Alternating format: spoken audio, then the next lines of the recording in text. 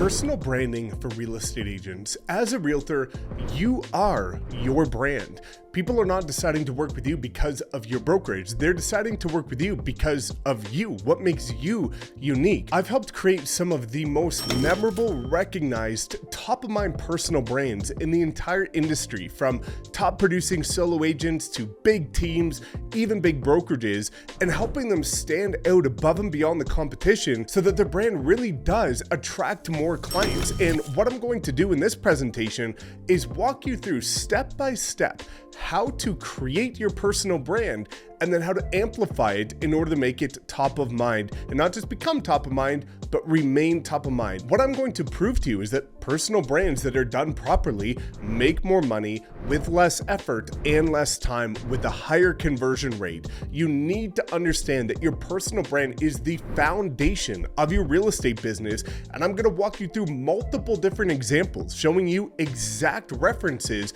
of what great personal brands look like and what you need to do in order to take your personal brand to a completely new level. Because in this market, the ones that stand out the most are going to be the ones that thrive and take market share. So without further ado, let's walk through step by step how to create, build, and scale your unique personal brand as a real estate agent. All right, so let's start walking through this. And the concept that you need to understand is that as a realtor, you are your brand. You have to live it to the fullest. And you'll see this if you look at my personal brand on any platform. My personal color is purple, and you'll see all of my vehicles are and always have been purple. I won't even drive it if it's not purple. There's purple elements in the shoes that I wear, in the laces that I have, in the PowerPoint presentations that I use. There's always some sort of element of my personal brand consistently across every platform and every piece of marketing, branding, and advertising that I touch. You need to live it to the fullest extent because that's what you are, your brand, a living embodiment of it.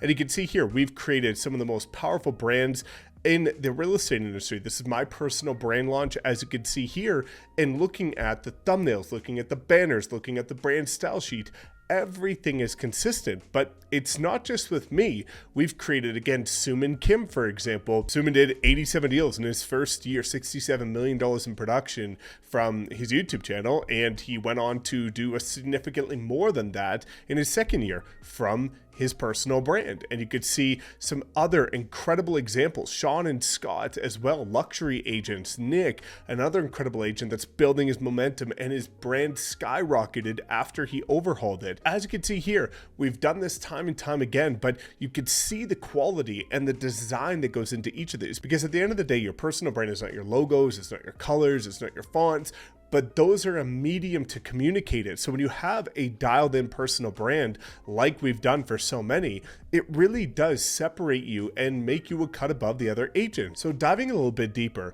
you can make more money with less effort when you have a strong personal brand. What a strong personal brand really does is it increases your income, it increases the conversion, decreases time, and decreases your marketing and advertising expense. Now let me explain why each of those is the case. So it increases your income. Well, think about this, for example. If you're thinking about tissue paper, what is the first brand that comes to mind? Kleenex. Well, do you think Kleenex makes more money than almost any other tissue brand? Yes, because the brand is well known. Well, do you think it increases the conversion when people are deciding between No Name and Kleenex? Yes, because the brand is more well recognized for quality. Do you think it also decreases the time they have to spend to acquire clients? Well, yes, because everybody knows their brand. And do you think it also decreases their marketing and advertising spend because people know them, so they have to do less promotion? Well, yes.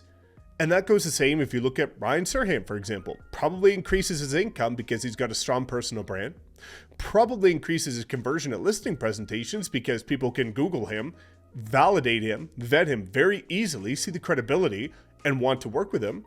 Decreases the time he has to take in order to acquire clients because people are coming directly to him because of his brand, and has to spend less on marketing and advertising to get a client, to get a lead, because people are coming directly to him, and they convert way higher. So the truth about personal branding and what it really does is that at the end of the day, your personal brand is not what you say it is, but it is rather what your clients say it is or what other people say it is when you're not in the room.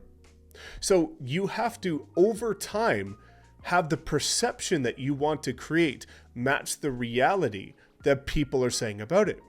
And a brand is no longer what you tell it is, as you can see here. It's what consumers tell each other it is. So if you say you're this very humble, genuine, kind person with high quality, listing photography, and you go above and beyond for all your clients, but everybody else behind the scenes is saying, you're incredibly rude, you're arrogant, you've got a massive ego, and you take photos of listings on your iPhone or on your own phone or your own camera, well, your brand is actually what the clients say it is, not what you say it is. So over time, the goal is for those to match each other. Your personal brand is also a promise to clients, a promise of quality, consistency, competency, and reliability. That's what you want your brand to be perceived as by clients. So when we're looking at the colors and we're looking at the fonts and the typography and all of these things, those are incredibly important to capture people. Once you capture people, the job is then to deliver on the promise and the service that you're making to clients. But I want you to understand that your personal brand is an evolution. It is not static, it is dynamic in nature. You can see here, this was up top, my YouTube banner back in about 2019. And then you can see my YouTube banner in 2021. You can see my YouTube banner in 2023. Now, what you'll notice is that there was purple in all of these. And that also the overall feel of it is quite similar when you break down the different components of it.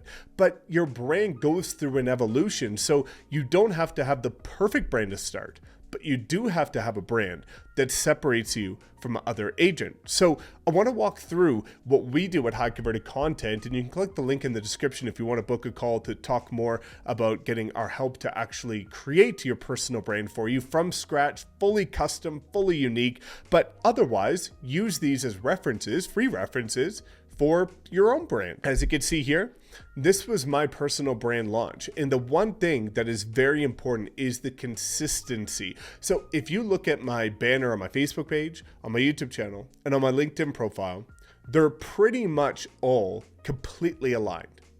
You can also see the headshot of all of my social media profiles. They are all identical. And you can see different elements of my personal brand in every single thing that I do. Same with Suman and Aaliyah and Sean and Scott, luxury agents. You can see that these guys have got multi-million-dollar listings and make over $1 million GCI every year because of their personal brand and their luxury brand. Now, where do we start with our personal brand? The riches are in the niches. So there's a lot of importance of becoming recognized for something, and I'm going to walk through how you need to become recognized and where your niche can lie. But when you have a niche, you attract more clients, and the reason being is because people know you as the go-to person for X. For me, it's usually video marketing or social media for realtors. When people think about that, my name is synonymous with it. You want your name to be synonymous with, for example, new home buyers or first-time sellers or move up or relocation or waterfront properties or golf course properties, downtown condos.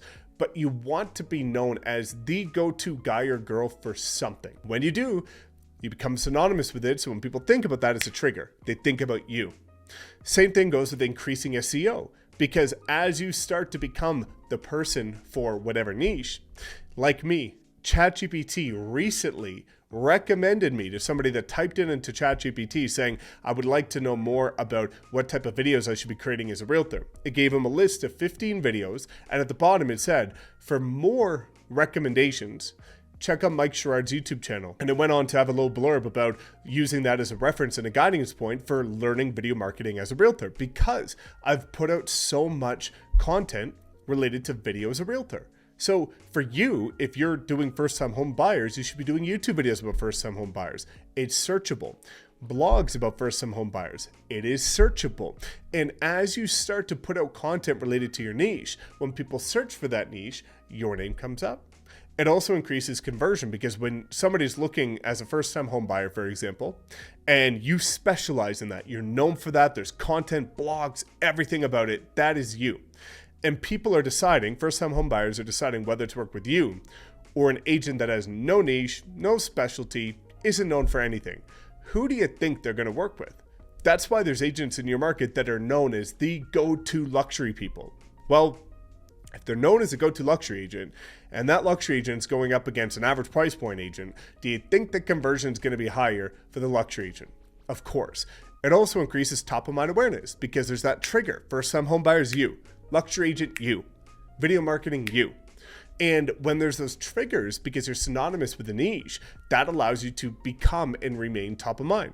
It also reduces competition because now there might be 10 to 50 other agents that say they specialize in that in your market.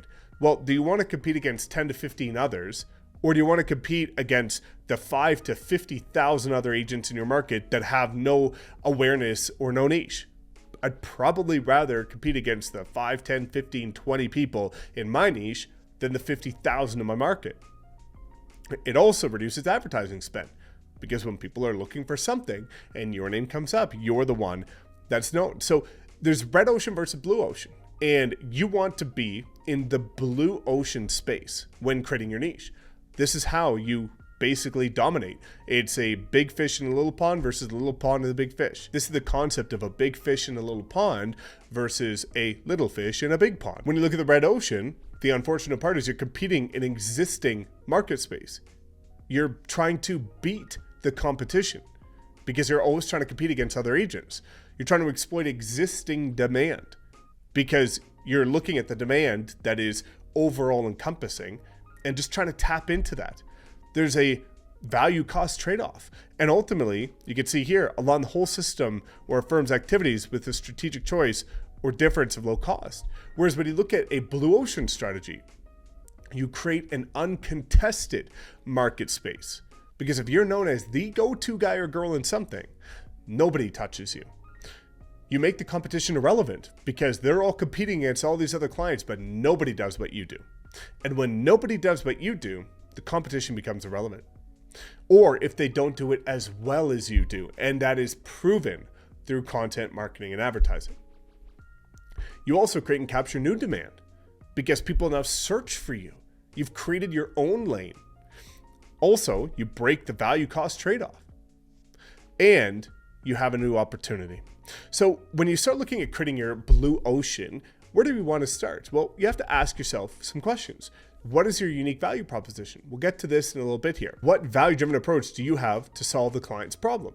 So when you start looking at identifying your niche, identify problems and find solutions to it. So my niche in the beginning, yes, I got into luxury very quickly, but my niche was marketing, social media marketing, because back in 2017, no agents in my market were using it.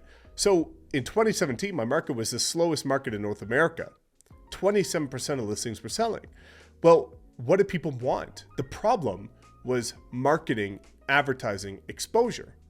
The solution was getting creative with the marketing and the advertising, which was leveraging social media.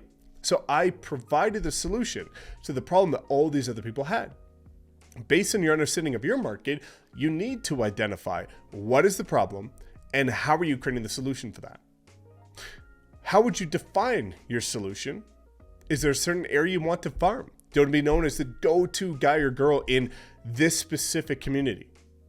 Well, if you do, we better start putting out blogs, videos, and every type of content possible about that specific farm area. Is there a certain client you relate to most? Maybe you relocated. That's what Suman did really well. He relocated from California to Austin. Well, there was a whole heck of a lot of people during the pandemic that were moving from California to Austin. So they related to him. That allowed them to build that like, know, and trust factor. You can see here, don't overthink it.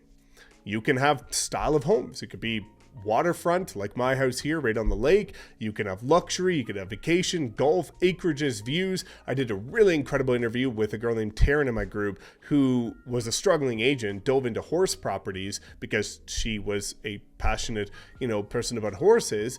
And she started getting $10 million listings and skyrocketed the production, built a successful team because she honed in on her niche and she was previously struggling. Relocation, move up, move down, first-time homebuyers based on the activity that they're doing.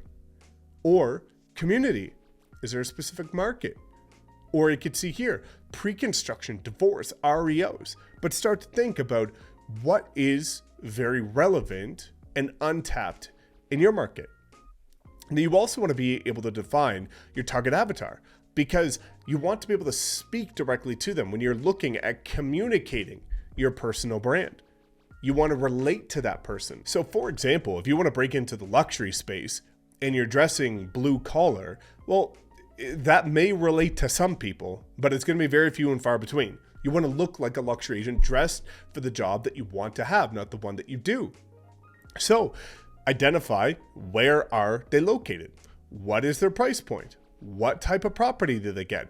What's their demographics in terms of age, ethnicity, things like that? What are their psychographics in terms of their behaviors, their interests, their passions, their hobbies? What are their hopes and dreams, and what are their challenges that you're going to solve for them? So defining your audience is also going to define the way you market and advertise your personal brand, because you're going to be able to speak directly to them. The way you would speak to somebody that is 30-year-old male, for example, that maybe is big into fitness, might be different and should be different than a 65-year-old female that is looking to retire.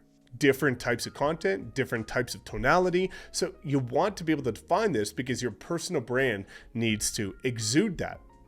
So the question that you need to ask yourself is, why would a seller work with you over the number one agent in your market?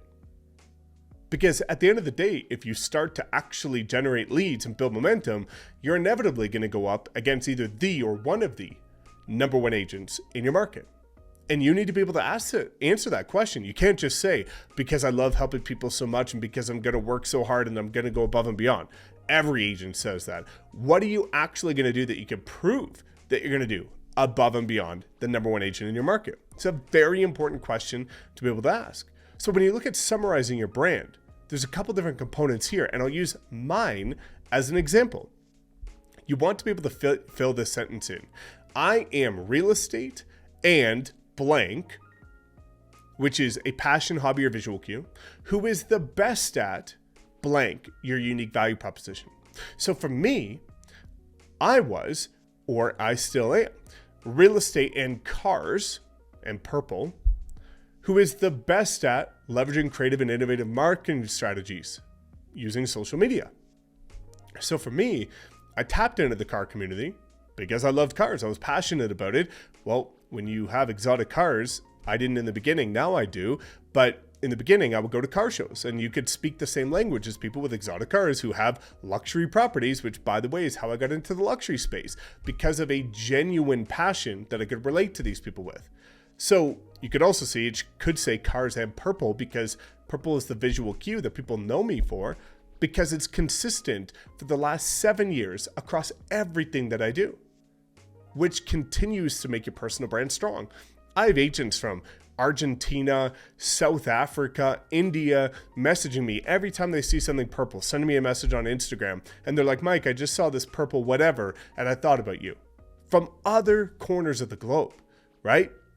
And your unique value proposition, again, mine was leveraging creative and innovative modern and social media marketing strategies to get more exposure on clients' properties. So the next thing you want to do is you want to be able to have a bit of a mood board. You can see here that when we go through the design process with high converted content, we design a mood board to get a feel for, how do you want your brand to relate? This was one of our clients who really related to Andy Frisella, like myself. So we played around with some of the colors and tonalities that he uses because that was passionate for him. You can see here, if we look at Aaliyah's, hers were a bit more neutral, a bit more feminine, a bit more soft, but very luxurious, very clean, very modern. And when we start to get the mood board dialed in, that's when we can go and start creating the brand style sheet, which, by the way, is going to be this component over right here, which is going to have your topography. It's going to have your different accent elements and all of the different kind of styling cues that are going to be consistent across everything. Now I'm actually going to walk through hers right now just to show it to you. So we'll cut into that and then we'll cut back to this presentation. But I just wanted to help you understand that starting with the vision, then once we have the vision, get the mood board. And once we have the mood board dialed in, we create the brand style sheet. And the brand style sheet is going to be the overarching theme that will control your brand being consistent across all platforms. Now, it's really important to share your story. Facts tell, stories sell. There's a reason why you have an emotional connection to certain role models that you've never met, because you know their story. Goes for saying with people like, for example, Gary Vaynerchuk. A lot of people love Gary V because they know they started baseball cards and, Wine Library TV, and he was early in YouTube and did this and did that. And you know his story, so you feel like you know him. You might even feel like you know me because you watch so many videos that you know my story. And I love that. And that's what you need to do so people can connect with you. It builds a deeper connection with your audience. I still have people that bring up things I've done for my parents and my sister and, friends and significant others that, they remember those as parts of my story and they bring them up. And it increases retention and referrals. It's much more difficult to leave a friend than it is a service. Never forget that. At the end of the day, as realtors, we provide a service. Well, if you're just providing the service and you have no intimacy and deep connection, they're fine with exchanging that for a new or different service down the road. That's why so many people don't work with the same realtor that they used previously. But if you become friends with them and you build those relationships, it's going to be very difficult for them to want to burn that bridge with a friend to go with somebody else. So they're going to more likely work with you. It also maintains top of mind awareness because they're going to follow you, they're going to remember you, and they're going to have that relationship with you. It's even as crazy as this is, as you're listening to somebody's story or somebody's listening to your story, it releases oxytocin, which is a hormone, which is the same hormone that women release when giving birth or when men and women are having intimacy or anything. Like, that is how powerful a story is when you're listening to it. So sharing yours is so important. Let me walk through how my brand came to life. As you can see here, the color that I chose based on color psychology is purple because I wanted to be recognized as royalty, luxury, and ambition. Well, when you look at color psychology, that's what purple represents. And also, nobody was really using it. My passion was cars. That became my and.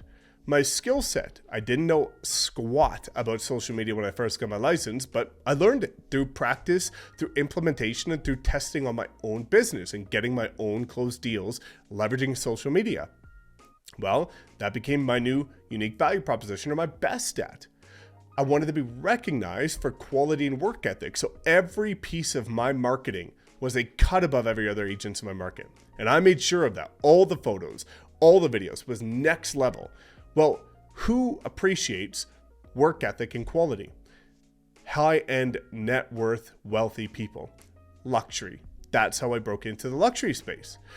Well, personality-wise, I always wanted to kind of come across as inspiring and a little bit edgy, but also relatable.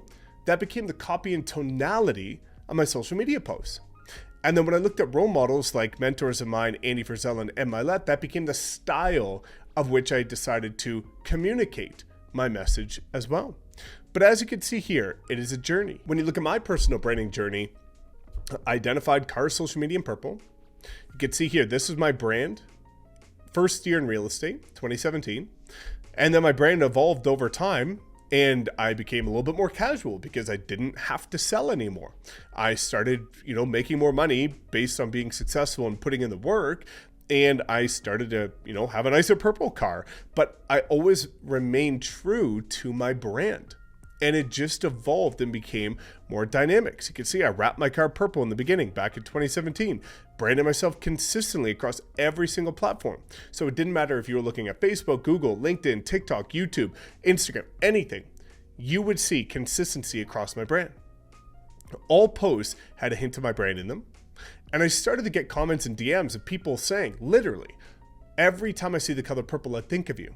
When you become synonymous with the color, that's pretty damn powerful.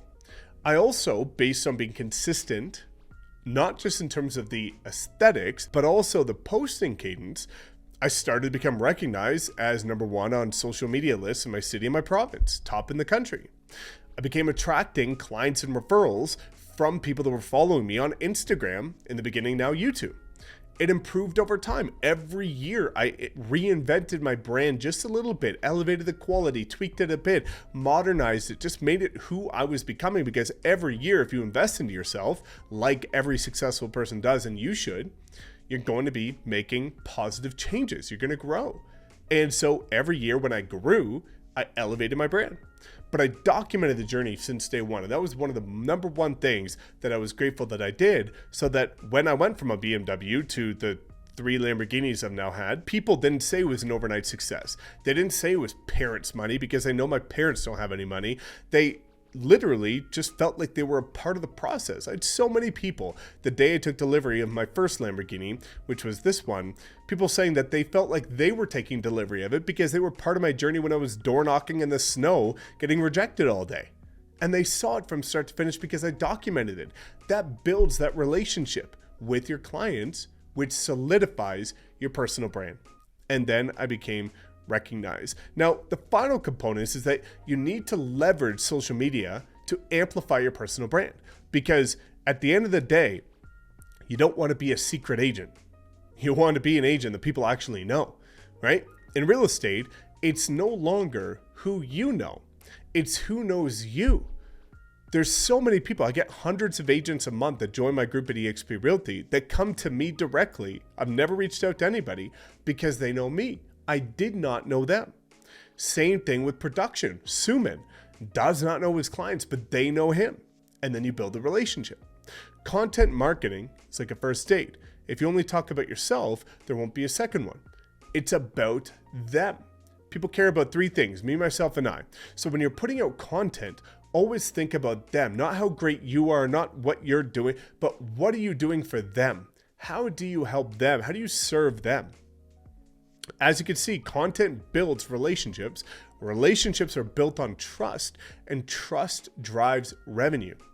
So the better content, the more valuable content, the more consistent content, and more entertaining content that you put out, the higher the trust, the higher the revenue, the more deals you close, Suman being one of many examples that have helped.